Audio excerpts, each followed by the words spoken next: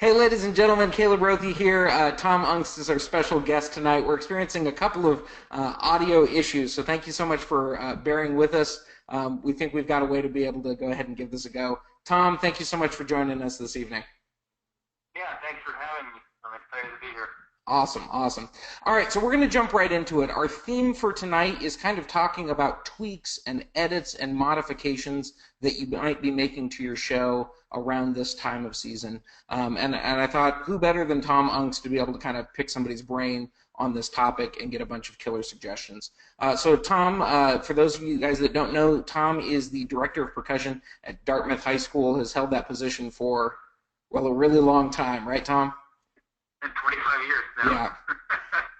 And obviously, the name Dartmouth High School is synonymous with excellence in our activity.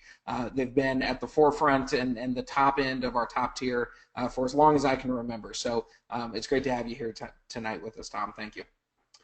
All right, so here's my first question for you. After the rough draft of your show is out on the floor, what's your general process at Dartmouth for starting to refine and tweak the show? Well, first of all, we like to try to get everything out on the first show. And we've had 4 performances. Our first show was February 25th. And my philosophy is I want to get everything out to make sure that it works. I want to assess it. I want it to be evaluated. And the audience is coming in and paying, so I want to be really good. Now, we're not able to do that all the time. So there's things that we have to add. There's things that we don't get in that first show. And so right now we're making sure that the effects are there, that they're long enough. Things that might be too long, making cuts there. We're making sure that the show is right. And sometimes in these next couple weeks, we may not even get that right, and we'll try again. I mean, there was a tenor feature which in the last couple weeks I wrote 4 times, and I finally last Friday figured it out. So it's just sometimes it's trial and error. You keep working at it, and I think the big thing is just making sure that the effects are there, before you get to the end of the season. So that's one thing. The other thing is clarity. We're always tweaking the clarity and making sure that what you see and what you hear is there. And there's still some stuff that we're struggling with in the show. And so we're going to hopefully make some adjustments this next week. This next week for us, too, is we're going to put a new ending on. It's really not new. It's kind of adding some stuff and kind of tweaking when the drums play and when they don't play. So that's kind of our goal. Minor adjustments here and there with the playing is always something that we're taking a look at. We might take this. If you take this one little flam out, it seems like the snares move that pattern along. The basses, maybe that one unison, and things kind of clear up. So effects, little things, performance. We're always talking to the kids about performance, characterization, and that's something we talk about back in, when we learned the show in the end of December. And I think that's something that you have to kind of keep on them about because they're young kids, and you try to get them to look mature like professionals, and it takes a whole season. And then the fourth thing is we're always working on playing. We're always breaking stuff down. I'm not really into cleaning at the end. I clean as I go. I want to make sure that the kids understand how to play it, and we're trying to develop a mature quality of sound. So by the end, hopefully there's going to be a difference with what we're doing compared to some of the other groups. So, there's a lot going on. It's not just changing stuff. You gotta maintain what you have, and then you have to keep the kids on their toes and make sure you're developing the sound and the characterization. Awesome. Great stuff. Hey, so one of the things, Tom, at this point of the season is you've probably had several shows underneath your belt. I think everybody has. By this point of the season, you've gotten a lot of feedback from judges and hopefully from trusted colleagues that you've kind of been talking to at shows and things like that. How do you use the feedback from those judges and the trusted colleagues to start to make edits and changes in your show? In general, do you use everything that you hear from them, some that you hear from those people, or do you use none of it? What's your process? Well, let's see. Like I said, we've had 4 performances, and I've been kind to all judges in all 4 performances. So I'm really proud of myself there. we've had some really good people. I've been real impressed, and you know, being in the activity, not just in indoor, but the marching activity, and you've judged the last couple of years at DCI. You know, it goes by pretty fast, and as a judge, you have to make a comment, and you have to kind of go. There's a feeling, there's something there in the show that makes you uncomfortable. So as an instructor, we have to kind of read between the lines sometimes. So we might get some comments like, yeah, this section seems to be too long. Well, maybe it's not too long. Maybe they're not performing it well. Maybe what came before it is not correct, and maybe what came after it's not correct. So we have to kind of go and analyze if what they're saying, if that's really it. And so sometimes I'll listen to the tapes 2, 3, 4 times.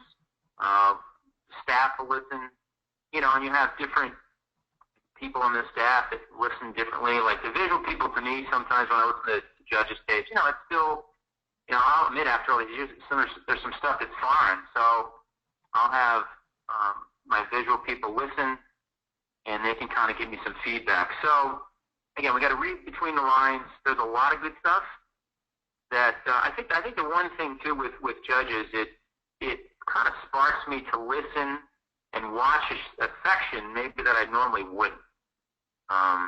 And then I have to decide, I guess, if I'm going to change something. So again, we've been pretty good the last 4 performances we've had where we've had comments and, you know, there's some stuff like in the show where they said, okay, this like I said, this seems to be too long, and I go, it's not too long, and then I realize it's, you know, something that happens after that. So, you know, it's good to have the judges. It's good to have someone listen and watch and make comments, and, you know, you start to question things, and I think it definitely helps. I see the last 2 weeks for us, since we came out, having that evaluation, we've improved immensely. So. Awesome. If I'm hearing you correctly, it sounds like what you're saying is sometimes a judge might identify some area in your show that they perceive as a weakness, or it's off, or it's paced weird, or something like that. And that may not necessarily be the issue, but that at least leaves kind of some breadcrumbs for you and your staff to kind of trace back and go, okay, they did identify that there is something wrong here. It wasn't specifically what they said, but it leads us to a solution that you needed to find to make the show work even better. Is that kind of a fair synopsis? Yeah. Well, and you know, here's an example. So the Trumbull Regional, it's a 1 day, so there's the prelims in the early afternoon, and then the finals, 10 guys, no, not 2 panels. So, you know, you get to go in critique, and they talk about things. And so the afternoon performance, there wasn't as much energy, there wasn't as much emotion. You know, we were on a bus for 3 hours. We got off. They had 20 minutes to warm up. And you knew something was missing. There was something there that wasn't quite there. So we went into critique, and we're talking about some of these sections that they mentioned on the tape.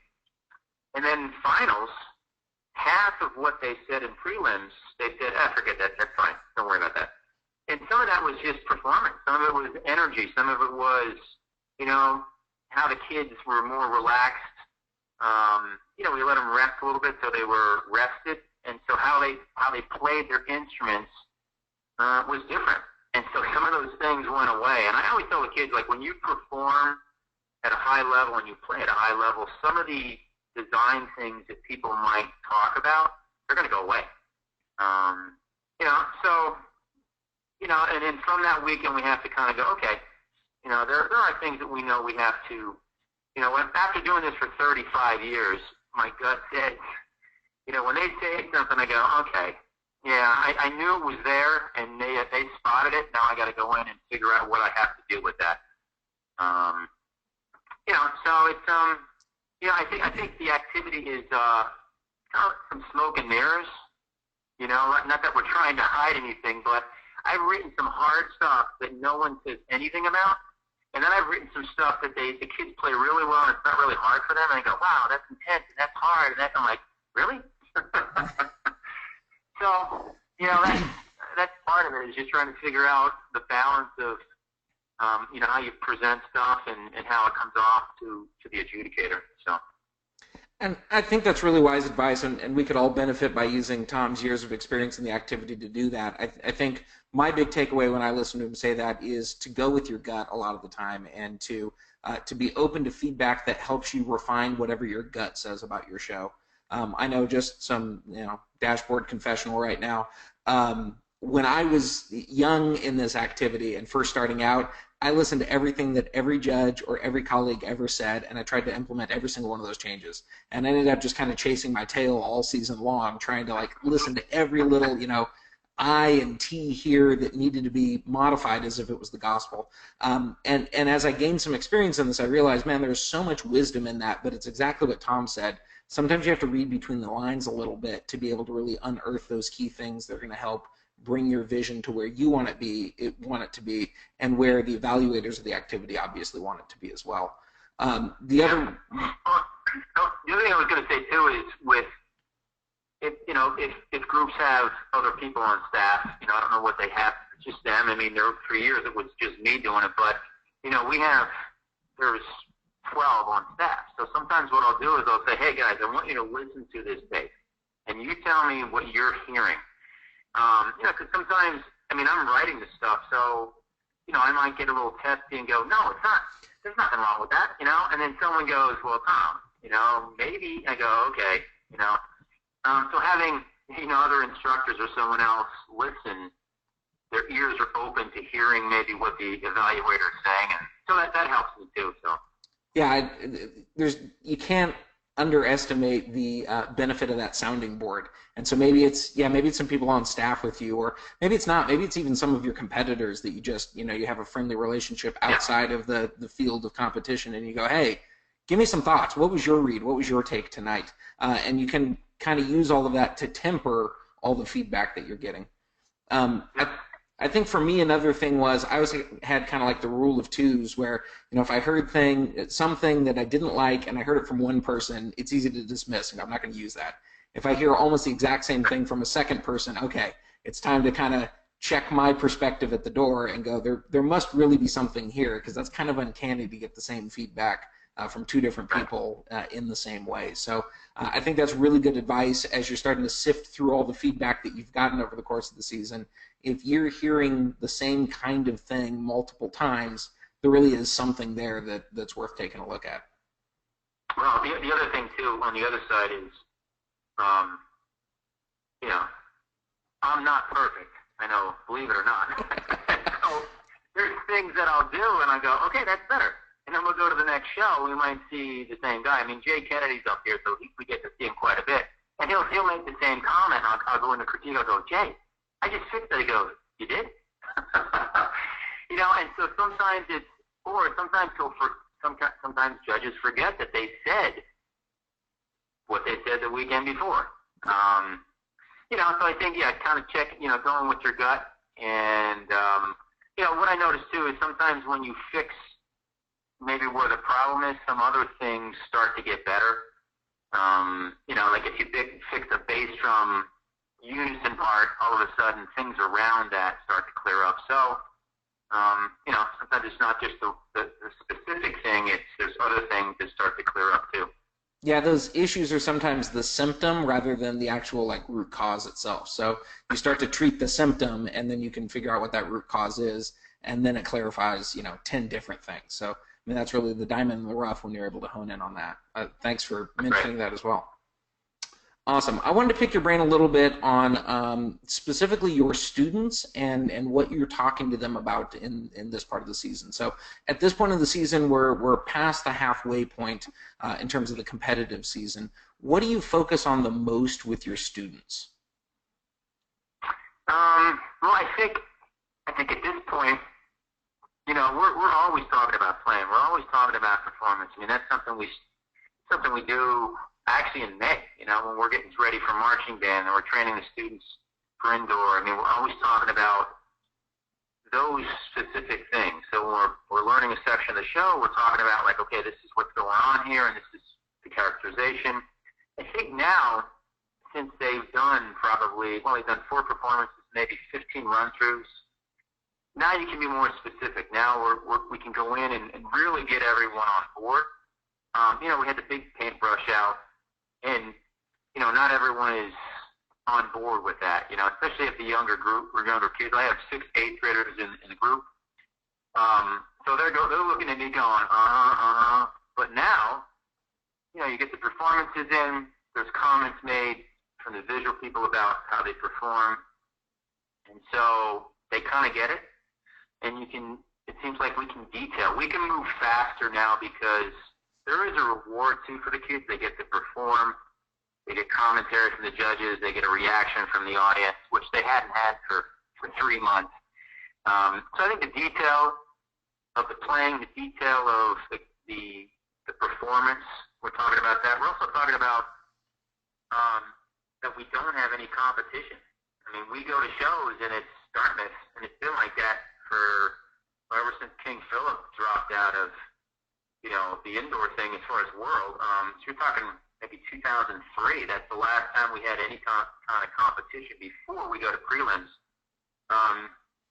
So I think it's, you know, not to change the subject, but I think we kind of truly do what, as educators, we want to do, and that is get the kids to perform and play and go for excellence. You know, don't go to a show and, you know, the reason why you're going to get better next week is because you came in third and two groups beat you. No, you want to get better because you want to be excellent. You want to be great at what you do, your craft. So we're always talking about the individuals, how that helps the whole, and so it's everything. I mean, I don't think it's anything. You know, all of a sudden we go, okay, we're going to talk about this. You know, we're talking about the music. Always talking about performing. You know, always breaking stuff down. I mean, kids know I'm crazy. It's like I break stuff down constantly. It's like 24 counts. There's like 5 exercises for 24 counts, and do that set again. Do it again. Do it again. Do it again. And we also know that, you know, young kids. We talk about this. You know, when they're nervous, they rush things. They tend to, you know, they can't control things as well. So we talk about muscle memory. We talk about this has to be part of your DNA. You have to get this down where you're not thinking about what I'm telling you to do. You're just doing it like you're walking down the street and have a conversation. So there's a lot of those kind of conversations going on. I guess getting them ready for that first time we actually compete.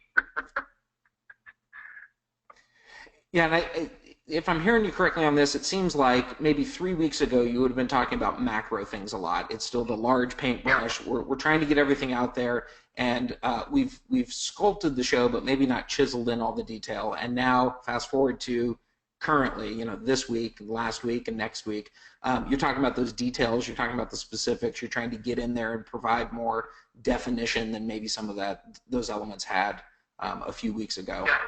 And then also probably now that you're in the competitive season part of this, and not just the first show, but several shows into it, we're talking about all those performance aspects that maybe we mentioned earlier season, but they take on a heightened importance now for the students because they feel it. They're in there competing regularly, and so they're getting those reps of what it feels like to do the performance with the adrenaline and the energy and the emotion, and start to learn that, you know, how to kind of wrestle with that and control that so that the performance is what they want it to be.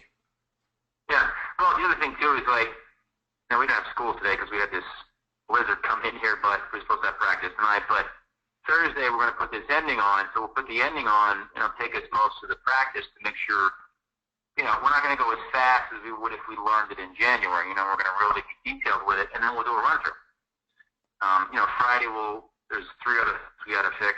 We have practice Friday after school, and then Saturday we'll get it all together. So, you know, once you start to perform the practices, you know, you just might spend 2 hours on, you know, 50 seconds. But before the season starts, you got to go back and review. There's always reviewing. There's always, you know, I think really the first time we did a run-through was maybe the Wednesday before the first show. But now we don't have to worry about it. We can get through everything, but now it's just isolating sections and going, okay, we got to get this. You know, let's figure this out now. So. I love it. Tom, you've already given us several really good tips, I think, for everybody, not just, what Dartmouth is doing now and what Dartmouth needs to do, but everybody else. Is there anything else that's on your mind that you'd like to share back with all of the A and the Open groups that are on the line tonight of things you think they should be concentrating on the most during specifically this time of the season? Yeah, I think some of it is being patient, because the competition can wear on you. Again, I've been doing this, the drum corps thing, and there's I tell the kids I've won a lot of championships, but there's a lot of times, more times I've been on the bottom end of things, and sometimes it's hard to pick yourself up and how I've had moments where I've been really down, and then I approach the kids in a negative way. And now being older and I guess more mature, I kind of go, I kind of look at things and I don't feel like I have to prove myself anymore. So I'm more patient, I think, with the kids. And when things come my way, I go, okay, let's work through this. Let's see if we can figure those things out. And sometimes for younger instructors, if it's your first or second shot at doing this, and you have people, not being very complimentary sometimes, it can be a struggle. And I think you have to remember you're teaching the kids, and they don't know, they don't know really what's going on unless you show them through your anger. And so I think just being patient and going, okay, let's work this, let's figure this out. Here's the list, let's chisel away at this. And the other part of this too is there's been years. I have tons of stories. So I was telling the Drumline a story about 2003 cadets. First show of the season, we were last in drums, and I don't know who was judging, and they told George Hopkins, they said, it's the worst cadet drumline ever that they've seen. So that was the last time the guy judged. Well, I'll get to the end. We won drums at the end of the year. That was the worst, and, it kind of sparked me. I was pretty pissed about it, and, we ended up, we had a lot of injuries because the show was really difficult, but I had a lot of that. It was a strong line, and so, you just never know. You just got to keep chiseling at it and be patient. Remember, you're educating, you're teaching kids, and this is the activity. This is the vehicle. So, relax and, enjoy the process. I always found when I was teaching that this time of the season was one of the more challenging ones for me because it's no longer new and you don't feel the same sense of optimism that you do at the beginning of the season. Things are starting to crystallize, and it's not yet the excitement of seeing the finished product all polished and dialed in and super enjoyable. And so this is the time where it's really easy to get frustrated because you're going to competitions frequently. You may be experiencing success, or if you're not experiencing the kind of success you want, it's easy to walk away frustrated from that. And it's easy to kind of channel that into your rehearsals and the way that you talk to your students. They pick up on that frustration so easily, and it's easy to get kind of dark when you want it to be better and you're not seeing them make the strides that you wish they were. So I think this is where the pro educator mindset has to come in more than any other time of the season, where you just do exactly what Tom said. You're patient, you take a deep breath, you realize that the sky is not falling, everything is going to be great regardless of competitive outcomes or how well they played the last run through that we did or the last show.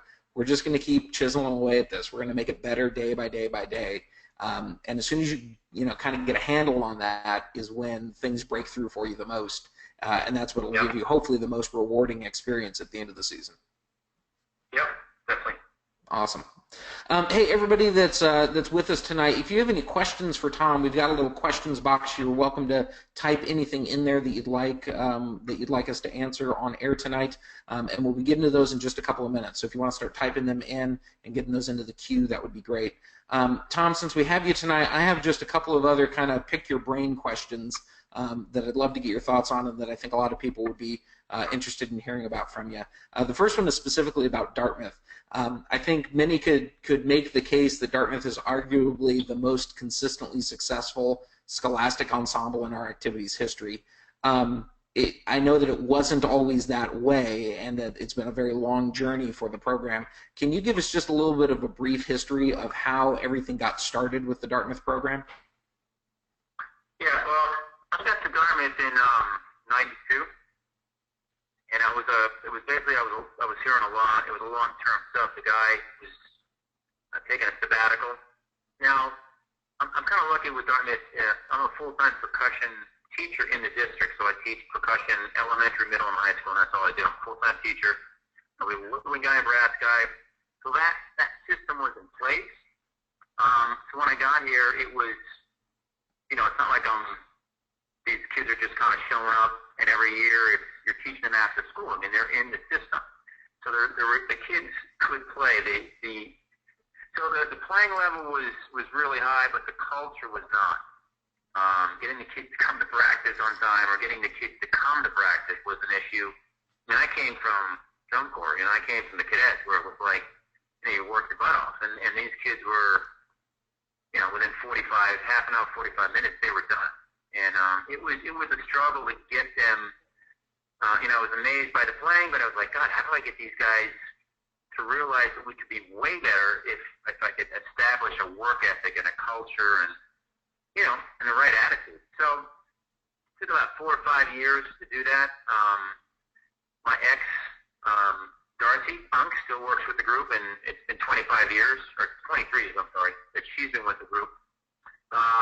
And she's really the reason why we look and, I guess, do what we do. I mean, she's the coordinator. She's the one that says, hey, this is the idea, this is what I want to do, and then I try to figure it out. And I'm lucky to have her, and staff members out there, get a visual guru. Get someone that can guide you, down the pike. And I was lucky that we were married, and, it all worked out, and she's still involved in the group. So the costumes, and the props, and that's all her stuff. I mean, I can't take any credit for that.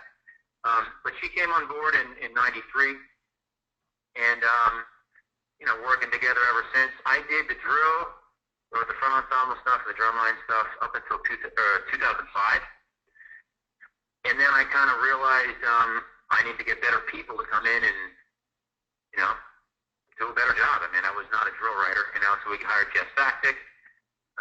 Neil Larry did the front ensemble, who was with King Philip for a while. So our first stint at WGI was 1998. It was a funny story. Is telling the kids, I don't like to lay out a competitive goals. I don't like to say, well, we're going to come in first, we're going to come in third. But I did say to the kids, I said, listen, if we can make finals, I said that would be huge. And we watched some groups, Mommy High School. I remember watching them. And King Philip had gone 2 years prior to that. North Glen, and my kids were like, whoa, and I said, well, we got to step it up with practices and, we got to raise some money and all this stuff. But I said, again, if we can make, I guess it was 10 or I don't know if it was 12 back then, but we go in, we do our first performance, and I kind of walk out. I'm like, yeah, it's okay. And the kids come over, Mr. Aungst, we made finals. I'm like, oh, no, we won prelims. I'm like, what?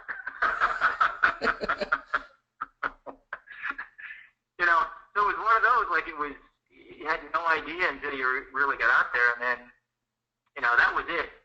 As far as now we were in the WGI, we were going to do this every year. The next 6 years for me was probably some of the most stressful stuff because it was really Darcy and then I hired another guy to do the front ensemble, Jamie Eckert. But I was doing everything. I still was writing everything, and I can't tell you how many times I was like, this is it, I can't do this. I cannot, this is overwhelming. And then eventually got more people in, and, now I guess now I can enjoy the process. But I think establishing the culture and getting, the leadership, that's huge, I count on my leaders. I think that's real important. They set the standard for the group, and, I am the standard, but, they kind of follow my lead and I show the other students. Over the years, I've tried to figure out how I can make the product and make the kids play better, and how can I be consistent. I mean, that's my thing. I don't want to be like a 1 or 2 year wonder. My whole thing is I want to be in the game every year. I want to do this for real every year. So how can I do that? What do I have to do? So, it was requiring kids to take private lessons. That was getting the kids to come, to rehearse early and do subsectionals. And then it was, getting the section leaders to spend some time doing some stuff with each section. And that was auditions. you know, because I didn't really have auditions until about, I want to say 10 years ago. And once I had auditions, that helped the kids play better. And then it was the rudiment sheet. I put a rudiment sheet together, and each year I add more rudiments to the thing. So in order to play in a snare line, you have to play all, right now we're up to 55. So, you know, as long as I'm doing this, I want the group to be great. You know, first, second, third, fourth, fifth, it doesn't really matter. I just want it to be great. I enjoy the creative process. I enjoy working with the kids, and I want to see how good we can get. And I see the kids. The indoor thing is everything to them. It gets them to go to school, helps them to get them to do their work, to take out the trash. The parents call me, hey, can you talk to Johnny? He won't take out the trash. And I'm like, hey, John, come on, you got to take out the trash on Tuesdays. Yeah, but it's been you know, it's been a long journey. It's been fun. I've enjoyed it. You know, and I have a great staff and great parent organization, obviously, with the prop. I mean, those are parents that build those things. And, you know, and you always, my thing is, if you say this is what you want, people will show up. We lost our prop guide we had for about 5 or 6 years last year, and then we had to find a new one. Here's another funny, quick story. I had a meeting at 6 o'clock for props, showed up, quarter of. This lady shows up, and her name's Sarah, and I said, so Sarah, do you know how to build props? She goes, no, but I can paint and sew. So now, okay, so we sat there, had a good conversation about her son, quarter after 6, still no one there. Then a guy, eventually, one of the guy parents showed up, and I said, can you build anything? He goes, no, but I can paint, I can do whatever you want. Finally, 6:30, one of the guys that built for us about 4 or 5 years ago showed up. We used to call him Bob the Builder, because he was a master carpenter.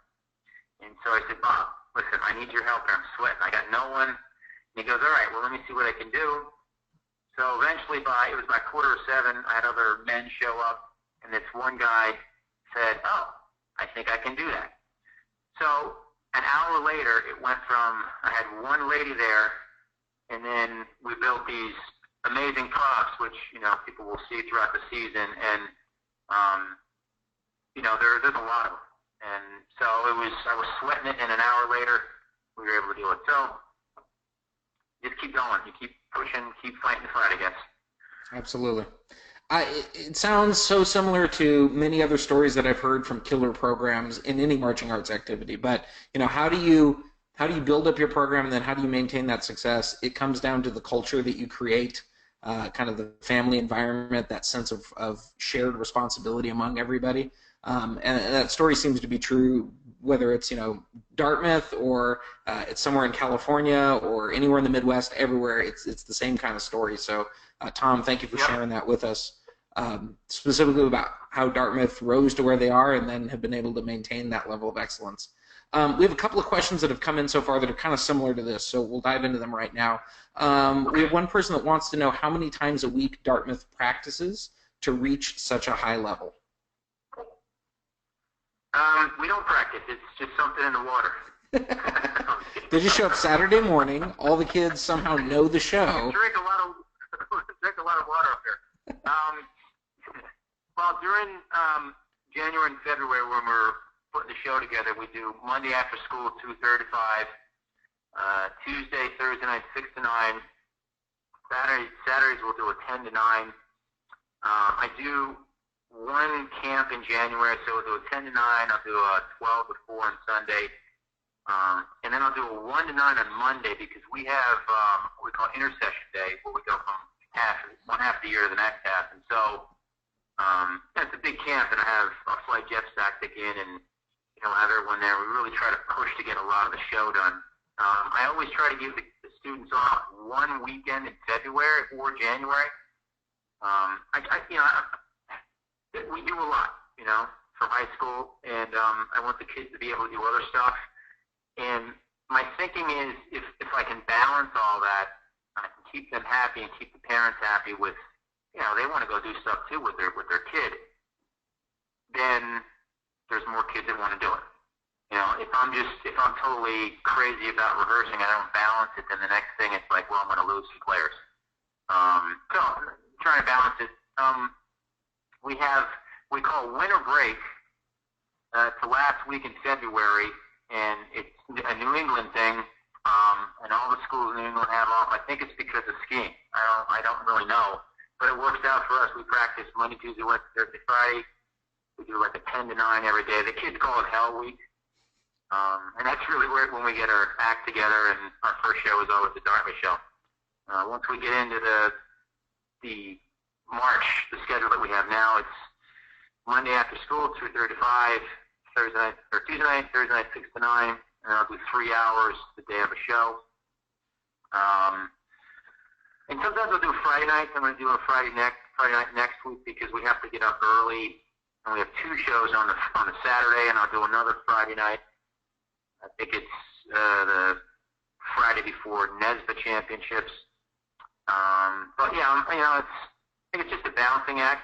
Then I got to deal with sports. I mean, spring, there's nothing right now. There's no spring sports. So the 20th, that starts. And so, unlike the California groups where they're outside all the time, I got to fend for myself in a gym. So once the sport starts, Drumline goes in the calf and the pit will go in the auditorium. And the only time we really get together would be the day of a show. So that's the other thing. We have to figure out we got to try to get all these changes and all these show things in now, because I won't get the gym. It's usually 2 weeks after when they start. Yeah, so there's definitely struggles. Administration.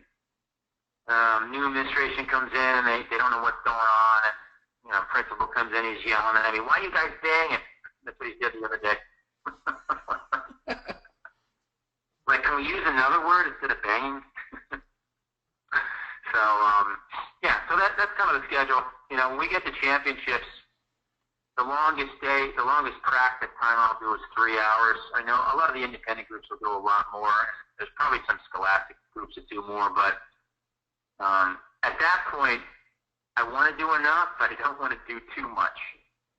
I want to refine, and remind. That's what I say. Refine and remind the students what they're supposed to do, but I know we probably all been at those rehearsals, where you're like, uh-oh, what was that?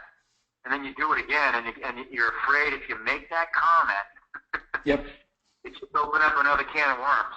So very cautious with that at the end. So I rehearse, but, it's refine and just remind them what they're supposed to do.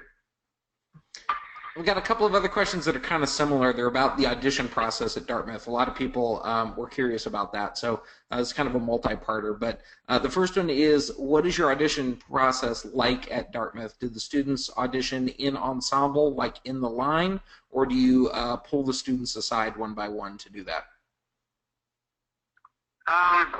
Well, about 10 years ago, we started auditions, and some of that was the numbers. There were more numbers that more kids that want to try for tenor and bass and marimba.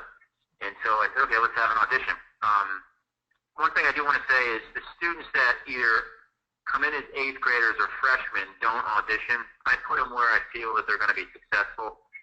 Since I teach them in middle school and elementary school, I have a pretty good idea of what they're going to be able to do. If you're in the drumline, you have to take private lessons. Now, I say have to, because legally the school says I can't tell a student to do that, but they understand that if they want to make the drumline and they want to play the Dartmouth drumline, they have to take lessons. So that's just something that they know. As far as the auditions, I'll have them come in individually, and I never do an audition by myself. I always have 2 or 3 other people with me. They can play, I have them play a solo, usually play the cadence, they'll play the exercises. And I might even have some stuff from the previous year. Like, we're going to have auditions in May, and so we'll have some stuff that they'll work on that was played in the indoor show. So basically, they tried for snare, tenor, bass, cymbals, and marimba. The vibes, that's one of those kind of things, we'll kind of place students depending on the skill level where we feel, they should be. Again, with the marimbas, you get that you need to take lessons in order to make the marimba line, and that's what's going on right now. There's students that are taking lessons, marimba lessons before rehearsal, getting ready for May. Which is weird, I know, but they I tell the kids, you cannot audition for the group in May. You cannot practice in May to audition. You have to start developing your skills now. I think the first time I did auditions, people were shocked that some people didn't make the snare line or the tenor line. They're like, wait a minute, I'm not going to make the snare line. I'm like, no, the standard is this. You have to play this, or not. So that first year, I could have went with 5 snares, and then we'll go with 4, and I'm going with 3 tenors. I had some parents that were not happy about that. The one parent thought that their son should have made the snare line because her husband volunteers and bills for the group. And I said, no, that's not how that works. So the audition, basically, the drumline audition is in May. The cymbal auditions, because I don't use cymbals in marching band, the cymbal auditions are in December. The marimba auditions are twice. Marimbas audition in May, and then they audition in December. I have 6 instruments, 6 marimbas. So when we do marching band, we always use that 6th one as a kind of a trainer to develop the kids. And I usually, at least recently, we've done 5 marimbas, and so we drop that 6th one, and we move that one person to the vibes. I am always thinking 4 or 5 years ahead of time. I'm always looking at kids, and I can tell you who's going to be in the snare line 5 years from now. Yeah. I have those kids in 5th and 6th grade, and because if I wait until 5 years to figure that out, I won't be in the world class.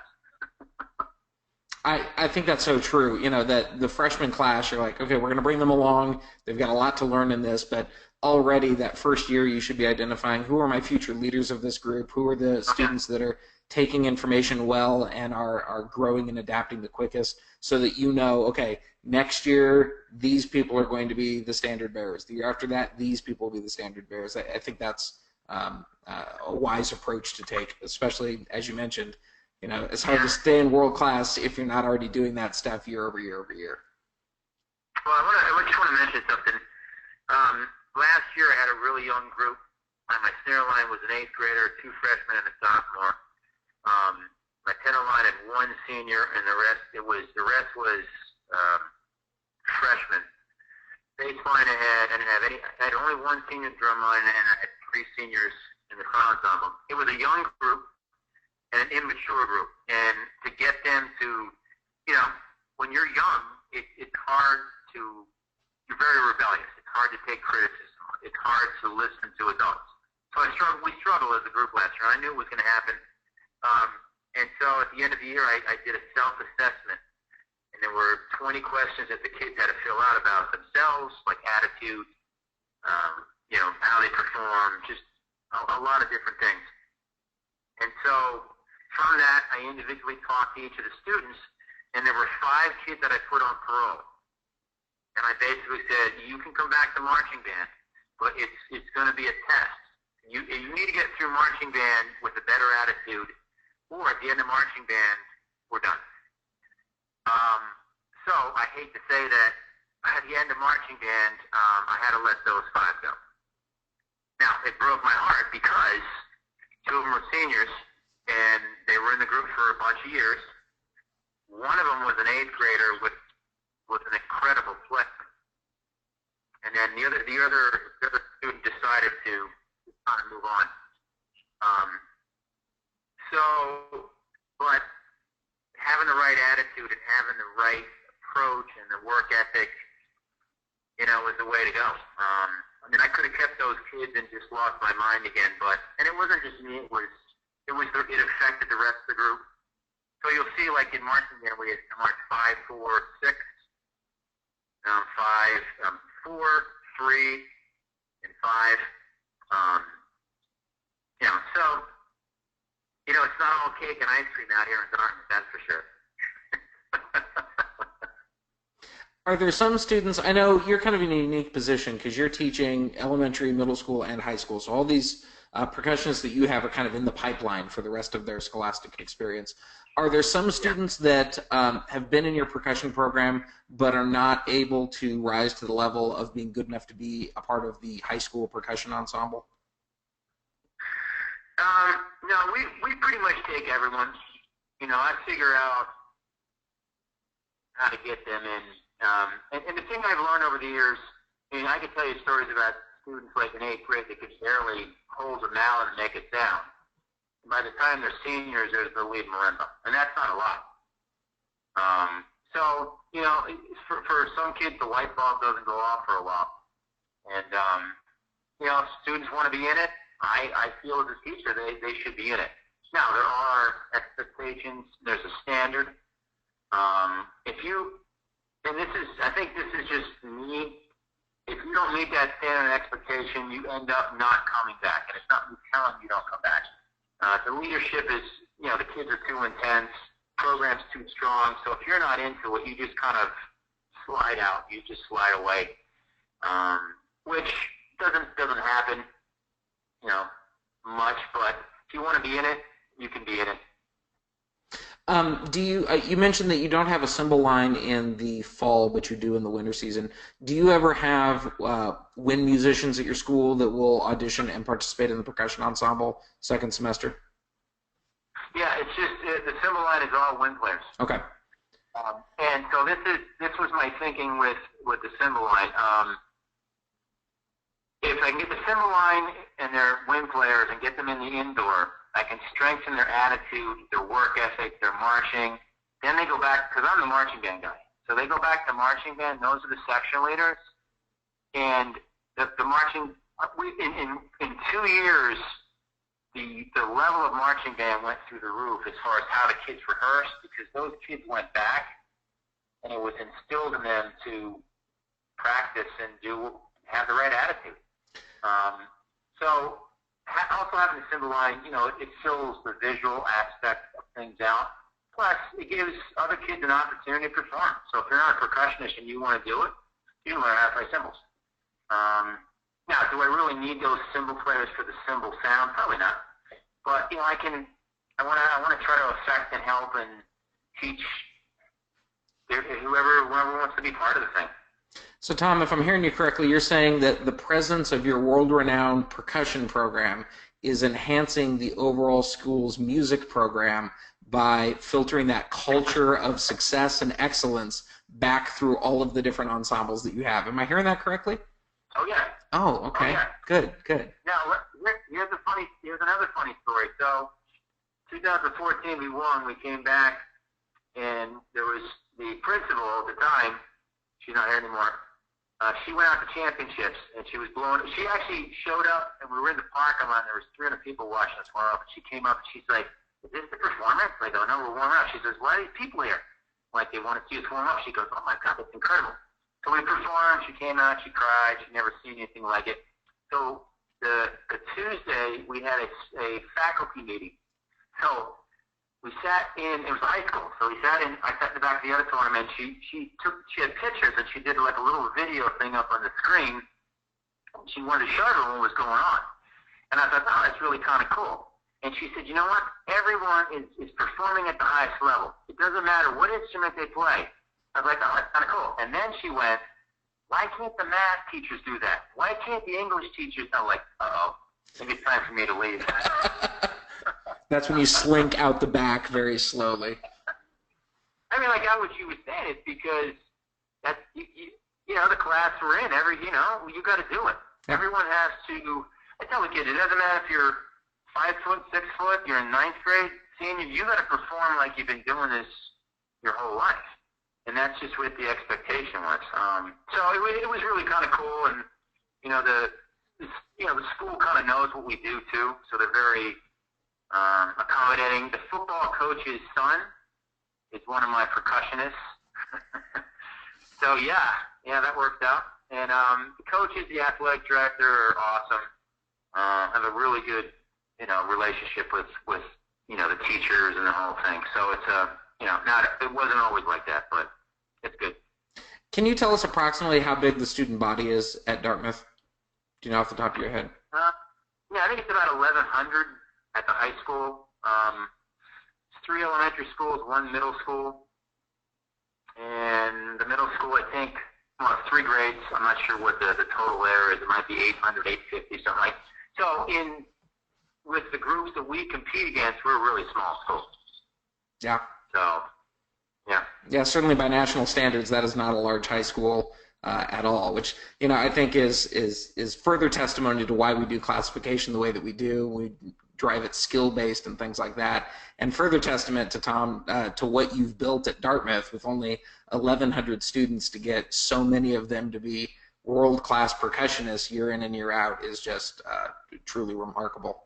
I want to kind of shift gears a little bit. We've got a lot of other people that have some questions on some other kind of related things.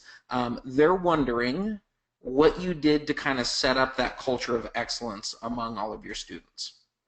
How do you establish it? I've got some young instructors on the line that go, hey, I just started with this program. I want them to be, the Dartmouth of 5 years from now. What do they need to do to start setting up that culture? Well, I had a lot of conversations with the students when I got there, and I realized that if I said, okay, you have to be here, at 5 o'clock, and I want you to work on this, and rehearsals at 6, that meant I would have to be there. So whatever I told the students and the expectation is like what I expected out of them, I had to expect the same thing out of myself. So I would do a lot of extra stuff. I'd have students come in, and I'd work with them. I would give private lessons to students for free. If rehearsal was at 6, say, hey, come at 5:30, let's work on that. Tenors, come on in, let's work on that. I used to have, my schedule now is, I have 12 instructors that are not there all the time, but that come and teach. It was just me when I started. So Monday was the tenors, Tuesday was the basses, Wednesday night was everyone, Thursday was the snares, and then Saturday was everyone. Now, I was killing myself, but that's what I had to do. I think you have to have. I have a serious desire to have my groups be really good. I enjoy that. My work is my hobby. My hobby is my work. Like 16-hour practice is nothing for me. I enjoy that. I enjoy the kids. So, I have a desire to kick some butt. I want the thing to be really good, and I'm willing to put in the time. I tell the kids, if you want to be great, you got to be willing to put in the time and make the sacrifices and work hard. So it's not. They're not words. I do it. Yeah. And so I've probably done things in my life. I've been married twice, but I am lucky because Darcy and I are great. We work together. We're teaching. That's another thing too. We're teaching the kids at Dartmouth that we couldn't work together. We couldn't be married, but we can still work together. And we've been doing. We haven't been together for 10 years, but we still work together. And we're showing the kids you don't have to be at each other's throat. My oldest son went through the program. He's marching RCC. He's marching Blue Devils. My youngest is in 8th grade. He's coming through the program. So I think if you want it to be great, you got to put everything into it. You got to put your heart and soul into it. You got to put, Sundays, man. When I'm writing. I'm up until 2 in the morning. It's not easy. It's a lot of work, And I'm a slow writer, real slow writer. So very methodical, and it takes me a long time. I'll editorialize on that for a second because I believe the exact same thing that Tom does.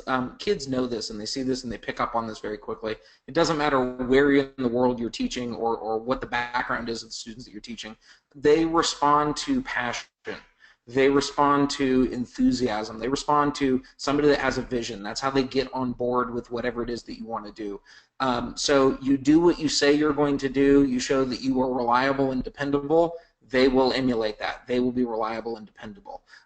You show true passion for the thing that you're involved in, and they will share your passion in the thing that you're involved in. I don't think there's a secret to it as much as there is, walking the talk in this regard, and making it, as Tom so eloquently said, they're not just words. They have to be actions consistently, and that's how you establish that culture. Well stated. Tom, you mentioned that you've got approximately 12 people that are kind of on staff that work with you now. Are those the same people that do the private lessons with your students? The marimba lessons are, yes, it's done by one of front ensemble instructors that this is his 4th year, I believe. The drumline takes lessons from Neil Sylvia, who used to actually judge for WGI and DCI, and he's amazing. He knows, the expectation. He knows what I'm looking for. There are some other teachers. Like I said, I used to give like free private lessons in the beginning. The school frowns upon, I would be double dipping. So here I am, I'm a full-time teacher getting a salary, and then I'm teaching students privately, and I'm, teaching them in the drumline or in the group. So I don't do that. Even both my sons took from Neil Sylvia, and which I really don't even have time to. I mean, now it's back writing for the cadets, and actually all day today I was writing before the call, and so it's better that way if someone else is doing it.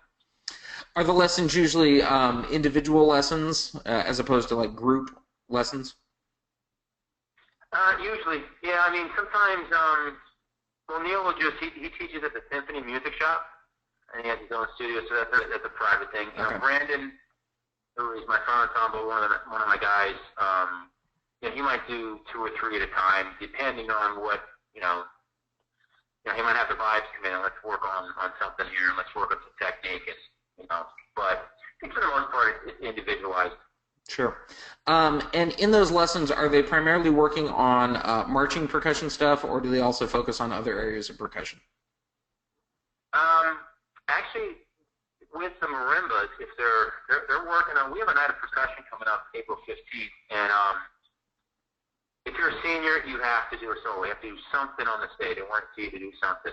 I have a lot of other kids, juniors, sophomores, freshmen, and other stuff. So right now, they're getting ready for that. So it's not marching percussion stuff. Usually, the keyboard stuff is not, unless there's some technical things that they want to develop. With Neil, he's a great drum set player, great mount player. So whatever the students need at that time, they'll work on that. So, I mean, something else I didn't mention too, the indoor is an after-school activity. So during the day, it's percussion ensemble, it's percussion reading techniques, and we stay away from the marching part of it.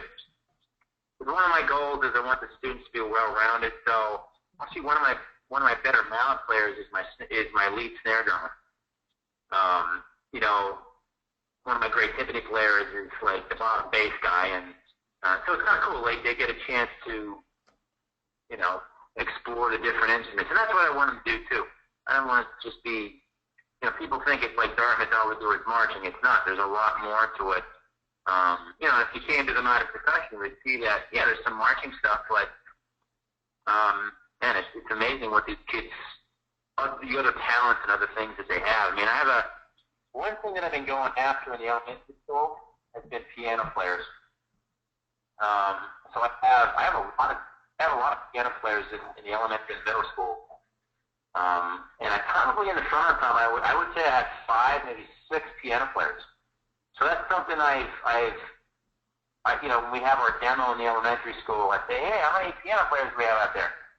And then a lot of hands go up, and I say, hey, this set of bells is like a piano, so come see me. So I've been trying to go after some students that have, more of a musical background than just some kids that want to play drums. But pretty much I'll take anyone. My percussion classes are huge. 35 in the elementary, 28 in 6th grade, 22 in the 7th grade, 18 in the 8th grade. But it's me, so I can manage. If it's just a single director, I'm not going to be able to manage all that. Yeah, absolutely. Well, and I think the great pearl of wisdom in there is that Tom is developing well-rounded percussionists in his program by setting, I think, the standard by, by the time you're a senior, this is what you have to do. This is what's expected. So then he works backwards and puts the curriculum in place between the marching program that is extracurricular and happening after school, and then the curricular component of it that he does in class with all the students, and gives them all the skills and gives them the framework necessary to get them to be that well-rounded percussionist. And for others out there that do the specialty thing, I think that's great and it's fantastic. I'll give you my own testimonial that I think, a killer snare drummer that gets experience on a couple of other percussion instruments as well becomes that much better of a killer snare drummer because they understand different aspects to their musicianship and interpretation and things like that, and can bring that to bear on any percussion instrument that they happen to be performing on for any, genre or type of performance. One thing I wanted to mention too with you're just saying that the snare drummer and trying to do another instrument is going to be better. Bass drum auditions, they have to audition in two ways. They audition on the bass drum because they want to see their technique, and then they have to audition on snare. To be a great bass drummer, you got to be a great snare drummer. And so tell the kids, okay, you got to play X number of rudiments. I got to see the solo. I got to, like if your hands are developed, it's easy to teach you to turn, to turn your hands and get the right technique. We do that with the drum corps too. You got to have snare chops to be able to play, and then teaching the technique is easy. Yeah, absolutely. We had one question here that said, how important is attendance from students at this point of the season? Does every member need to be at every rehearsal? I'm going to jump in. I think the answer is yes. Barring any like extreme extenuating circumstances, I think that kind of comes back to the culture that you establish with your program. Tom, any thoughts on that one? Yeah, I mean, it's mandatory. They have to be there. When I first got there, I used to get frustrated with all that. And I said, somehow I have to figure out how to get these students to want to come to rehearsal without me losing my mind. And I'm there. I mean, these kids are highly motivated. Every once in a while stuff will come up. On Monday, I had number 2 bass drum, his strep throat. And I think it was 2 weeks ago on a Monday, the parent made a dentist appointment, so this other snare drummer had to leave, and those kind of things come up. But I don't get on the kids. I want to teach them I tell them I want to teach you like you're a professional, you're like an adult. And listen, if you don't want to be here, then we're not going to be that. We're not going to be what we could be. I got to have everyone here, and you have to want to do this. You have to give me everything you can all the time. If not, then probably shouldn't be in the group. This is 100%. This is black or white. You're in or out.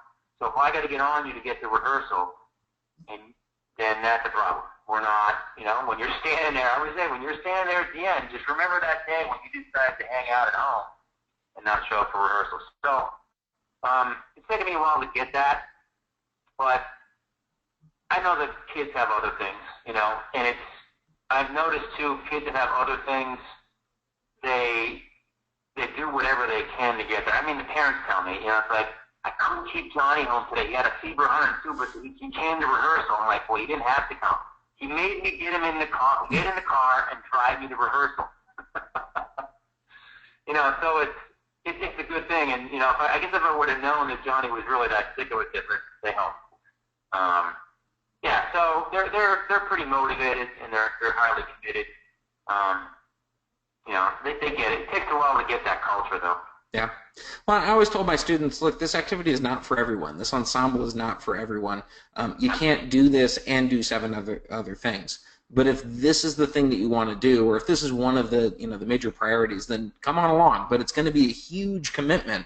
And up front, I'm okay if you can't make that commitment. I fully understand that this may not be the right fit for you. And I think it's important to be honest with students up front about what you expect from them, and give them some flexibility to be able to say, yeah, I guess this isn't what I thought it was going to be, or I'm not going to be able to do this the way that I thought I was going to be able to. Hey, I have No, go ahead. I just wanted to mention about that with which would help, and I do a lot of this. It's parent communication, letting the parents know exactly what's going on. So with the indoor when the indoor activity starts, we have an indoor meeting, and I explain what's going on, explain the schedule. I have the entire schedule mapped out. Talk about rehearsals. I mean everything, you know. And most of the parents have been through it, but there are a few that this is new. Actually, before that, I have an eighth grade parent meeting, and I explain the bus thing because they have to come to the middle school. And then I have the full parent meeting, and then I have a prop meeting, and then in January or February, I have another meeting because we run 3 shows. And then in these meetings, I'm always educating the parents because I learned a long time ago you think that they know and they don't know.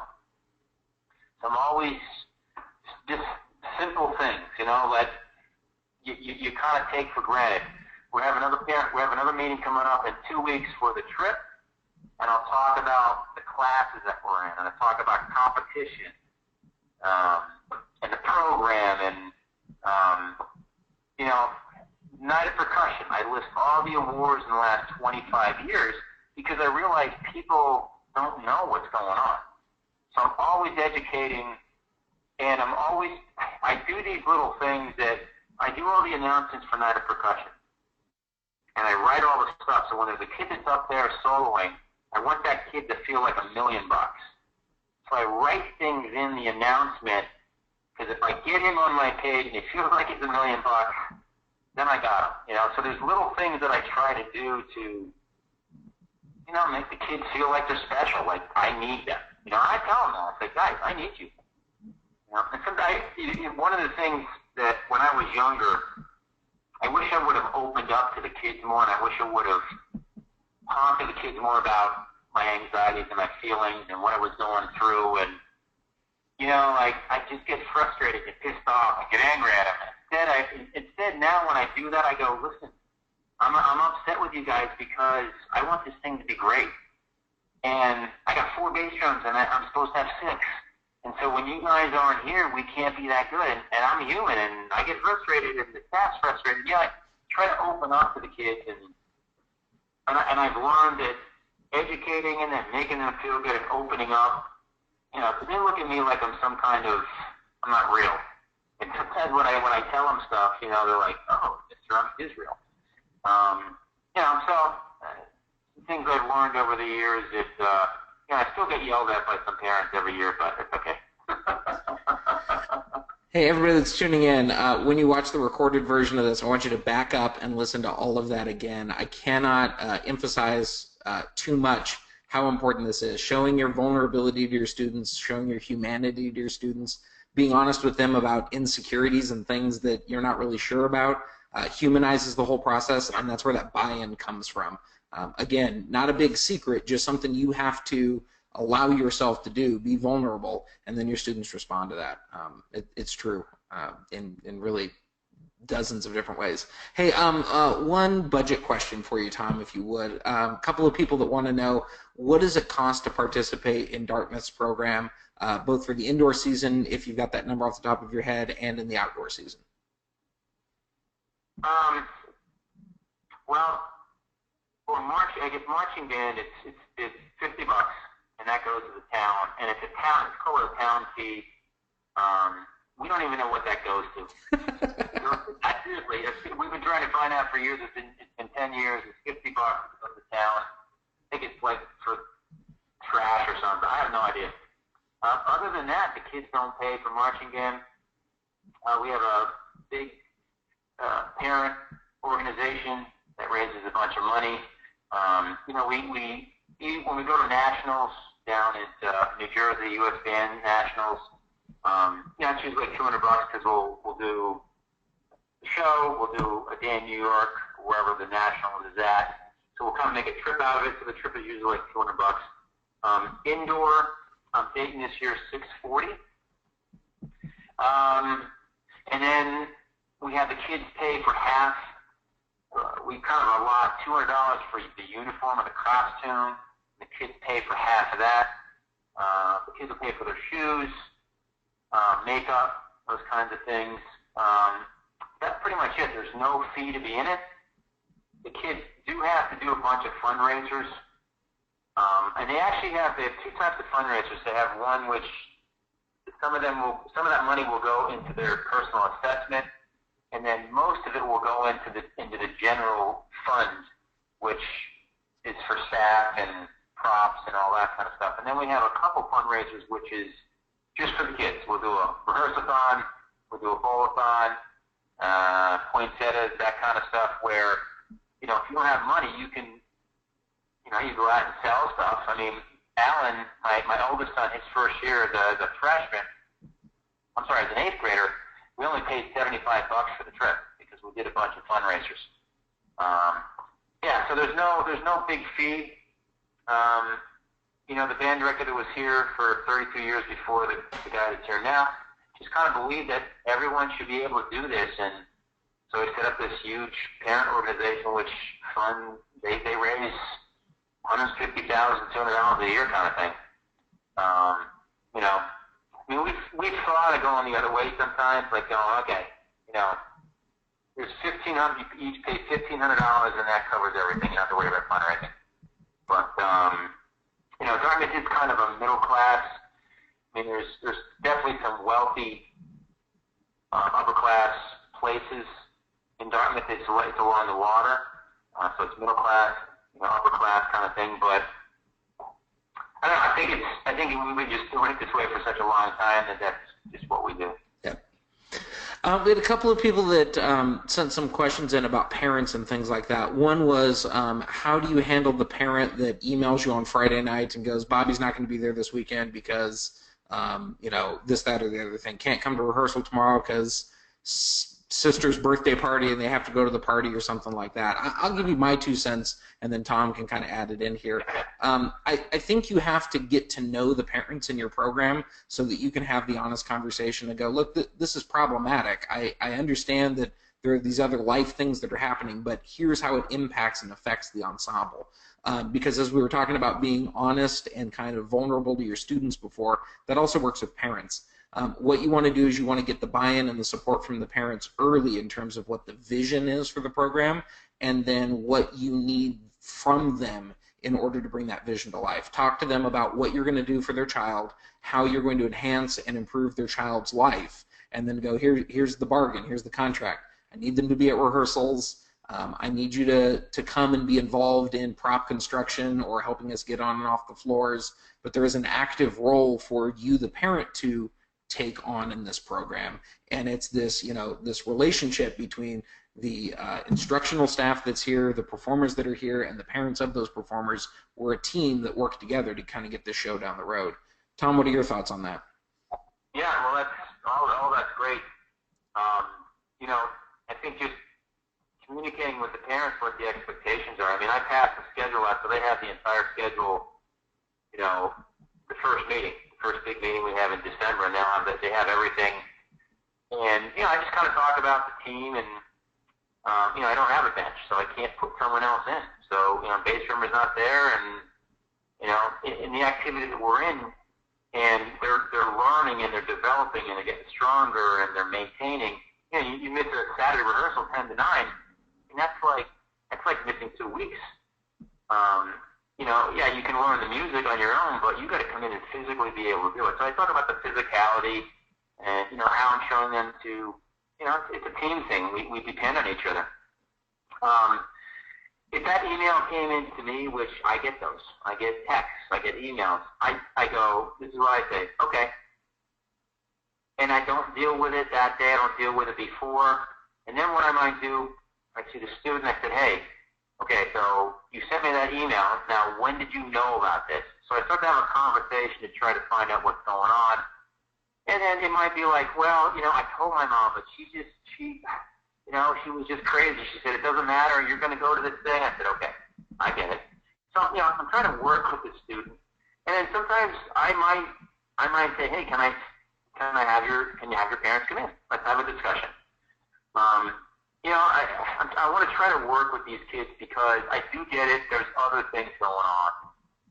And if I'm a jerk and I go, it's like, well, it's my way or the highway. If you don't show up, get out of here. I'm not gonna have the kids. So I got to try to balance it. I do get some of that. Like I said, got a text last Monday from the bass drummer. her mom made an appointment for something. She won't make rehearsal, or she can come the last hour. I said, okay. So then I saw the next day, I said, Lindsay, so you knew that there was practice. And she goes, I know. Well, my mom, she scheduled this, and I said, I can't go, and I was arguing with her, and I said, okay, well, and I know Lindsay. Lindsay's a good kid. Lindsay, now, if I get the mom in, I want to make a big deal, like how far I want to go with this, is it worth it? Probably not. Right. So, each kid's different, each situation's different. It happens. I don't get into a battle back and forth on the email and the text. I don't do it. I'll talk to the student after, I'll talk to them personally, and then if I want to go further, I want to make it a face-to-face thing, because people can say stuff on email and you don't know exactly what the tone is. So my rule is I just go, okay, thank you, and then I talk to them and let's have a conversation later. Yeah, I think it's just not worth it to get in that back and forth tug of war. I think it's important for us to all remember at the end of the day, hopefully we consider ourselves educators first, and we're primarily here for the kid. We're trying to teach them lessons that they'll be able to take into the world as they grow up and leave our percussion programs. So sometimes you can model for them this sense of compassion where the kid is all in and has a parent that is perhaps not all in.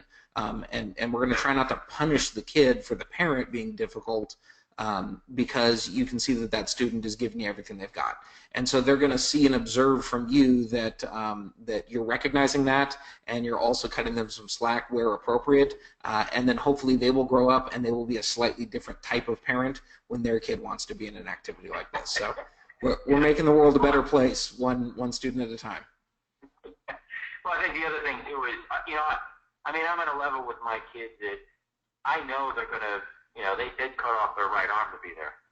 And it's 99.9% the parent that doesn't get it and then schedule the appointment wrong. So to groups and to instructors that, maybe your first, second, third, fourth year there, and all of a sudden you have this bass drummer that decides, well, he's going to go to the baseball practice instead of coming to the show, or he's going to do something else instead of going to the show or go to practice. I think because I've had instructors, actually 2 weeks ago, an instructor down in Connecticut asked me that. I said, well, I think what I would do is I think you have to talk to the student individually. You have to find out really what's going on, because sometimes there's more going on than than you realize. And then I think the other part of it is opening up to the kids. Because sometimes we're standoffish and we just, we go after the kid instead of going, like, it's okay to say, hey, I need you. Listen, I need you. We need you here. Like, you've committed to this, and I need you to have. We're sweating this one out. It's almost like you have to kind of come out of your shell, like you said, be vulnerable and show the students that, like, we need you there. And again, when you talk to the student, a lot of times it's not what they say it is. There's something else going on, and sometimes we're maybe not willing to want to have that conversation because there is stress involved in that. It's like, I got to have a conversation and got to find out what's really going on, and so. And those are tough conversations to have. So, it really requires you putting yourself out there to be able to do those. So I applaud those that do. Hey, Tom, before we wrap this thing up, there's one nuts and bolts question that I want to ask you. I'm actually going to mash two questions together, so it's a little involved, but I want to pick your brain on this.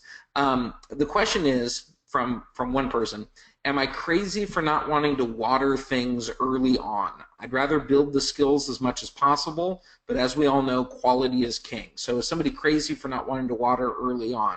And then here's the second half of the question. How quick do you make edits to specific parts of the show? How much time do you give the students time to clean it up before it goes and you replace it with something else? What are your thoughts on that? Yeah, well, for me, I know what the students can handle, and marching band is my testing ground. So a lot of times I will do things that I know I want them to play, and I'll really kind of push it in the marching band. And our marching band is really pretty physical. And Jeff Sack writes the drills, so there's a lot of, they're getting a lot of training during marching band. So when I go into indoor, I'll write some stuff that I want to see what they can do.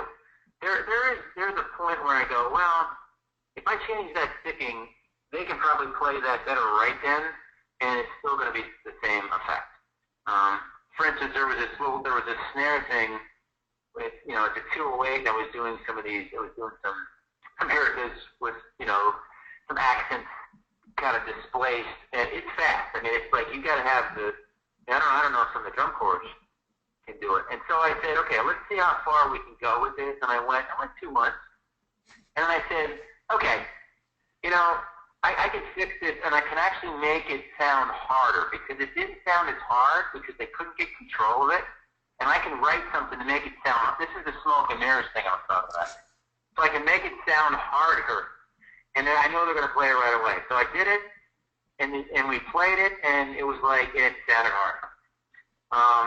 And then there's stuff that I like to be on the edge, and I guess it's because I was at the Cadets for all those years.